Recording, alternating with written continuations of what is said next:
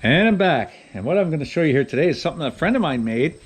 He made a homemade hot tub out of a fish tote. Okay, that's pretty cool. What an idea, really. It's not in operation right now, but basically just a regular fish tote with an insulated lid, and he's got a electric pump in here. It's hooked up to power through a GFCI.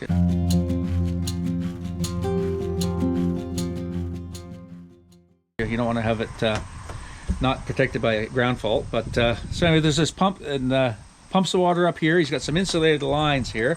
In here he had a gas water heater fired by propane, and get them off Amazon for a couple $100, and the water come out of there through that propane fired water heater back in here, so the hot water would come down through here. So probably a half an hour running the heater would heat up the water in here.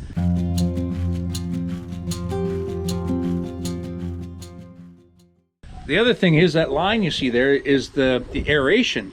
So what he did was he bought a shop vac, a little shop vac here, and it just they suck on one side, blow out the other. So he just ran the hose out there, hooked it to this piece of PVC pipe, and drilled little holes in it, and it aerated it. And here's your little thing for the chlorine that would float around in there. He's got steps up to it. And then the other thing he did was he's got these brackets he got elsewhere that you just pop up, and it holds the lid.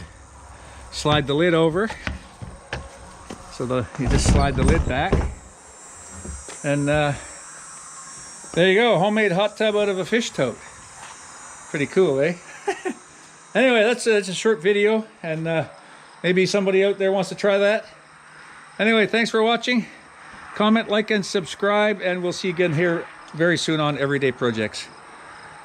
Bye for now.